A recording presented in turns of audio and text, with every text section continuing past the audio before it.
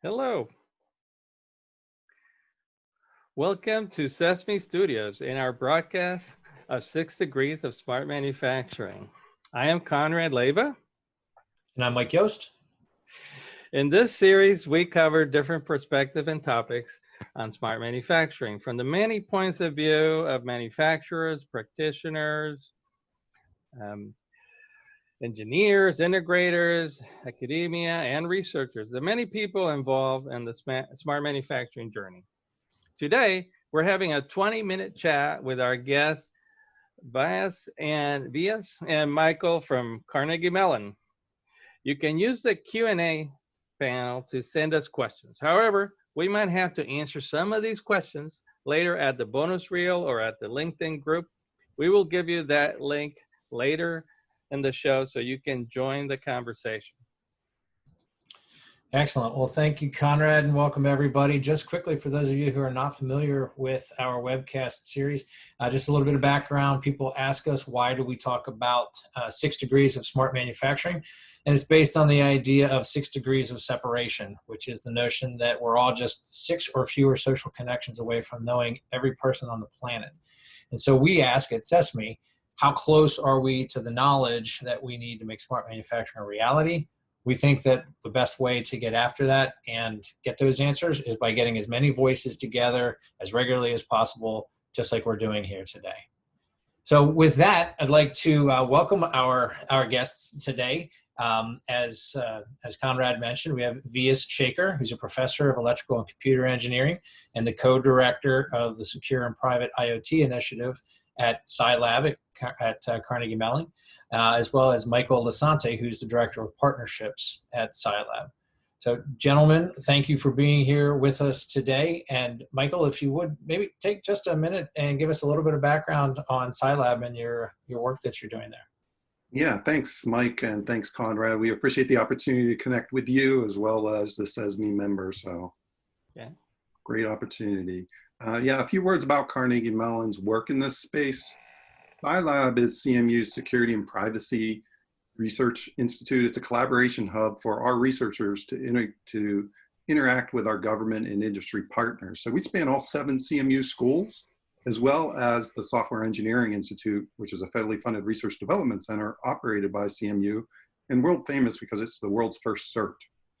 Now, we include over 130 faculty members, 200 graduate students, so we have a lot of academic firepower when it comes to tackling big security and privacy challenges.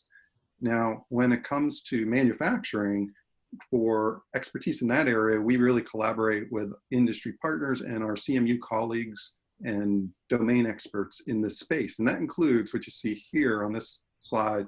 The Manufacturing Futures Initiative has a broad scope for advancing Industry 4.0 technologies. And then within MFI,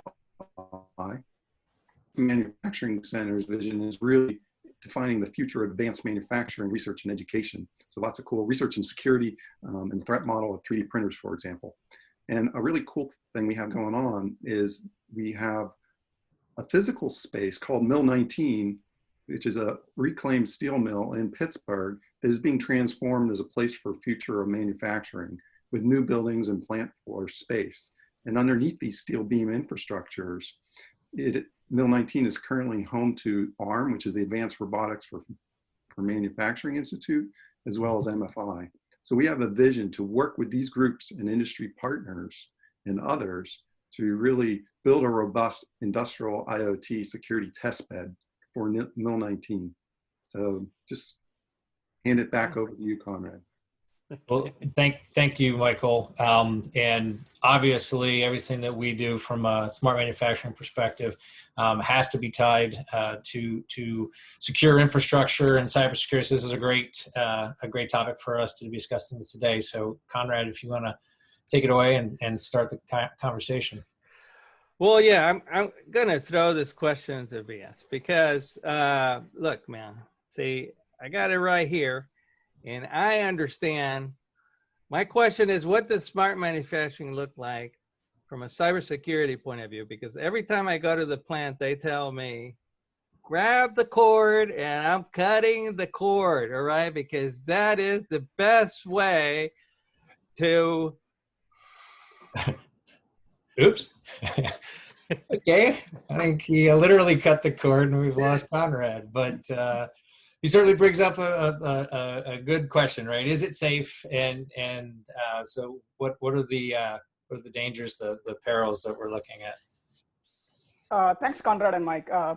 So in some sense, I think your fears are not completely unwarranted, right? So I think we hear in the news, in the popular press, that this sort of internet connected devices or internet connected IoT devices are everywhere.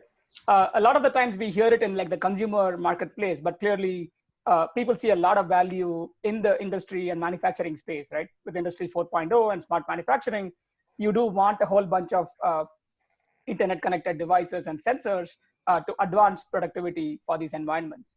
That said, there is certainly this concern, is this like impending doom for the operational side of things, right? The minute you put everything on the internet, it's pretty crazy out there. The first problem, of course, is that a lot of these IoT devices ship with a number of like security vulnerabilities, right? This is probably somewhat old, but people have found that these devices ship with very, very basic and easy to exploit vulnerabilities like default passwords, remote logins, poor cryptographic practices, and so on and so forth. So it is a serious problem because these devices are shipping with security problems. And then if you think about from the attacker's perspective, right? Attackers are all about like return of investment. So once you have these sort of weakest link in your infrastructure, that's exactly what I'm going to go after, right? I don't need to find like some complex new age vulnerability. If I have these weakest links in your environment, that's exactly how I'm going to get into your network.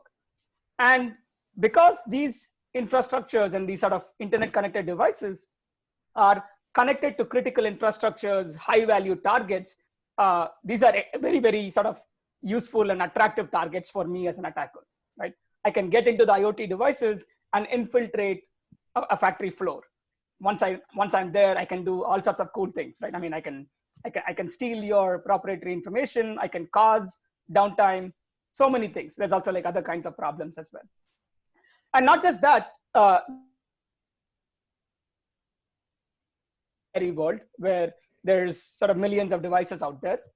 The future world is going to be, so the way I think of it is going to be fixable flaws. And that becomes, as an attacker, and a very sort of cool launch pad and a playground for me to do all sorts of funky stuff. So this threat is not just hypothetical, right? You've seen, for example, the Mirai botnet in October 2016 took down a significant chunk of the internet because there were these cameras, and the cameras launched a denial of service attack, and then the internet went down. So this is actually a pretty serious threat for us. So one question, if you want to sort of proceed sort of to the next slide. I often get this question, and I've spent a lot of time thinking about it, right? So what's the big deal about IoT, right? So there's classic sort of the IT view of security, and then you add the OT components and other things. How is IoT different from IT security, right? And this is actually gets to the root of a very fundamental questions. What's different about this problem? And I think there's a couple of aspects to this problem. The first is sort of the characteristics of how your IoT devices are interacting with each other and how the ecosystem itself is, right? And on that front, I think there's a few factors that make IoT very different from IT. The first, as I said, is actually that a lot of these IoT devices have what I would call unfixable flaws, right? So you buy a $2 sensor from Home Depot, right? What incentive does that person have to put like sort of, or even like the resources to put like good security practices or the resources, right? You don't even have like update policies. You don't have management APIs. It's actually pretty bad. Now, Vyas, would you put like a Raspberry Pi in that same category there? Because you know, people are bringing these in and they're connecting the machine to it, and I feel like these lines are getting very blurry. We like to put them in these boxes, but right? Yeah, that's a great point. So actually, this is also, this sort of naturally leads into the next thing, right? So IoT means different things for different people. And there is an entire spectrum or diversity of devices. There's the Raspberry Pi view of the world. There are these small sensors. And then you have these even like sort of internet connected printers and 3D printers and like $1 million machinery, right? So there's a huge diversity of like products, a huge diversity of software, firmware, and the operating models of these devices, which makes it a fundamentally different problem, right? So in the IT world, we had like maybe 3 or 4 operating systems, right? And we kind of knew how to deal with it. There were these big vendors that did stuff. When you go to the IoT world, you have everything from a smart TV to a thermostat to a light bulb to a Raspberry Pi. And it's like, basically if you walk down like a Home Depot or a Lowe's, anything you see there is a potential IoT vendor now, right? Rather than Microsoft and Apple and Linux and so on. So that explosion is great in terms of capabilities, but it's also very scary from the security point of view because you have a diversity of ecosystems. And the last part is actually kind of interesting is that the classical IT view of things is actually a pretty simple interaction between a client and a server, right? So even if you think of like a Zoom session or an email session, it's me talking to some server. So it's a pretty scoped interaction.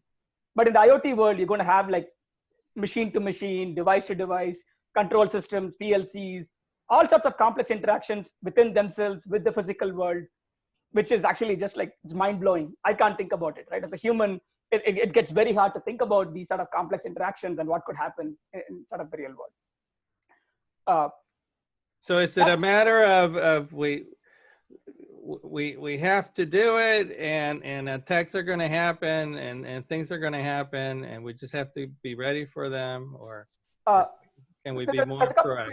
Yeah, exactly. So sort of the attacks are going to happen. And one of the first things from a security point of view is you want to understand the threat model, right? And one of the interesting things about IoT or cyber physical systems is actually they've changed the threat model. You're worried about privacy. You're worried about, so I like to give this example of this complex multi-stage attacks that we can't even wrap our heads around, right? So imagine you have a smart plug that you bought. You can buy these off like Amazon and you plug in a toaster into that. If the smart plug has a vulnerability, I could cause the toaster to go on, trigger some smoke. The smoke triggers a fire alarm. The fire alarm is set up to trigger the smart window or a smart door. And all of a sudden you have physical access into your infrastructure. So these are the kinds of like complex threats we need to worry about. I mean, there are these simple sort of low-hanging threats we have to worry about, but there are also these sort of complex multi-stage cyber and physical interactions that we need to worry about as well. So that said, I think there is value in integrating these IoT technologies, these sensors and automation. And that's the reason industry is going forward with it, right? So whether or not we like it, I think there's efficiencies to be gained in terms of energy, in terms of productivity, in terms of like the operator safety. There are many things where there's value from adding these devices into a factory flow. So which begs the question, right? So what do we do about it? This is your question, right? Do we, like, you had this dramatic. I know. We just. You up the next slide. No toasters in the cafeteria. That's what we do about it, right? Yeah. Yep. So the one extreme is what you did right at the beginning of this call is dramatically cut off the card. You put on your tinfoil hat and you go into a cocoon and you stay safe. But then you don't get anything useful out of it, right? You don't have productivity if you are in that sort of your own closed world. So we actually believe, again, it's not just all sort of doom and gloom. And this is kind of where we as a community, right, both from the cybersecurity point of view and from the operational manufacturing side of things, need to come together and think about, okay, how do we secure these infrastructures? So there's tremendous societal value, operational value in integrating these products. At the same time, the security concerns are fundamentally crippling and fundamental stumbling blocks. So there's a couple of things we are doing, and I'd like to talk about that. One is we have a broad initiative with a number of industry partners at CyLab called the IoT at CyLab initiative, which is to think about the security and privacy of these infrastructures from first principles, right? So rather than assume, okay, things are going to be great, we have this utopian view, or the other extreme of, hey, let's cut off the card. We're thinking about how do we secure these infrastructures even if they are fundamentally flawed. So we have these sort of three research thrusts looking at how do we autonomously or self-heal these networks, right? How do you automatically patch them inside the network? How do we build trust primitives to know that these are actually acting as intended, right? So you have a drone, the drone doesn't randomly drop a package where it is not supposed to. And also accountability. How do you know that the algorithms and the control systems that you've built in are responsible for what they're doing, right? So within this broad umbrella, there's a few different things we are working on, and multiple, again, as sort of Michael mentioned, this is truly an interdisciplinary and collaborative work that's going across multiple folks. So the first step we're looking at is like measuring and understanding what are the vulnerabilities in existing connected manufacturing environments.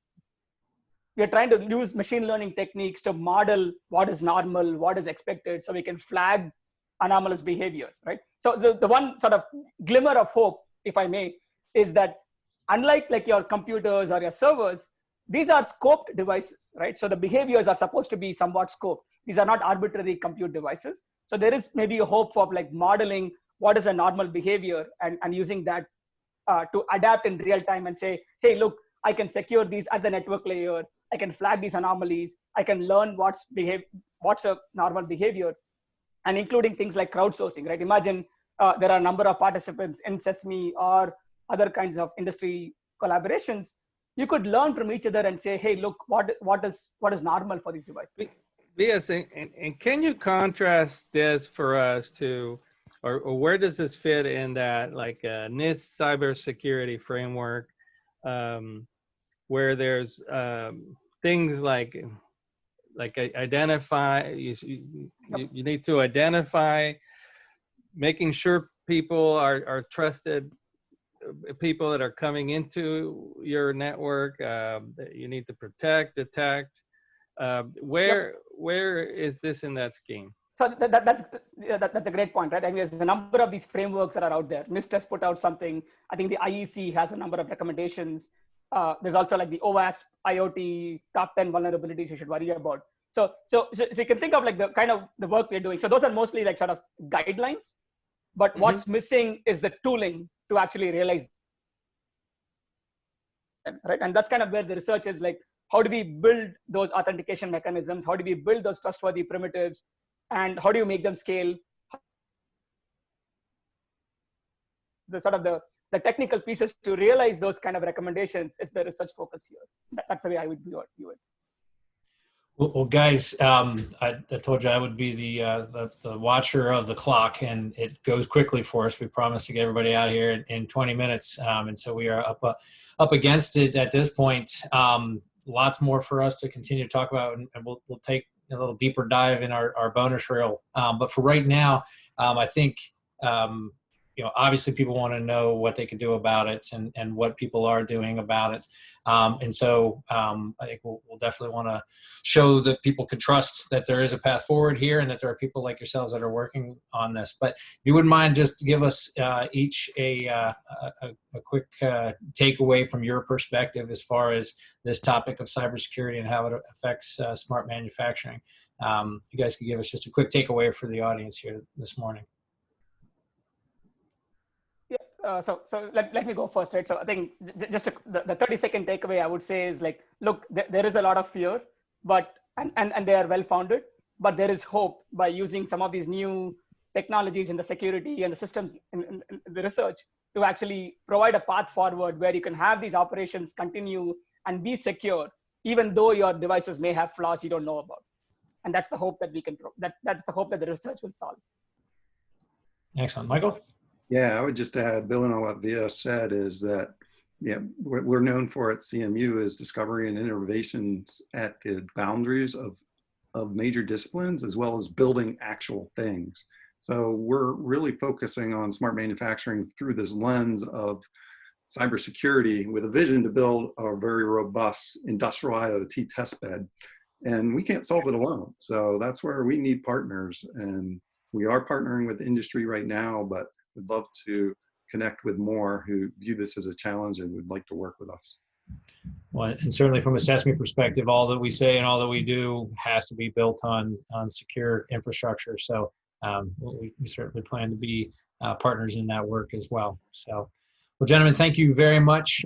Thank everybody for joining us here this morning. We invite everybody to go online to LinkedIn, to the LinkedIn group.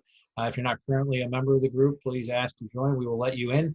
We will post the links to this recording. Should be online later today. We would encourage you to continue the discussion with us online because we are just getting started here, and obviously need to keep the discussions rolling. Yes, we have some great upcoming episodes the truth about smart manufacturing with our truth table is going to be revealed. And we got a great guest. We might actually have a few episodes on resiliency and supply chain resiliency, a very interesting topic these days. What exactly is resiliency? We're going to be talking about that. And stay tuned for the bonus reel also, because we just got started on this conversation and we'll probably have to have some deeper dive on security because it's a very broad topic. Yes. Well, thank you, everybody. Appreciate you being here. Take care. Have a great day.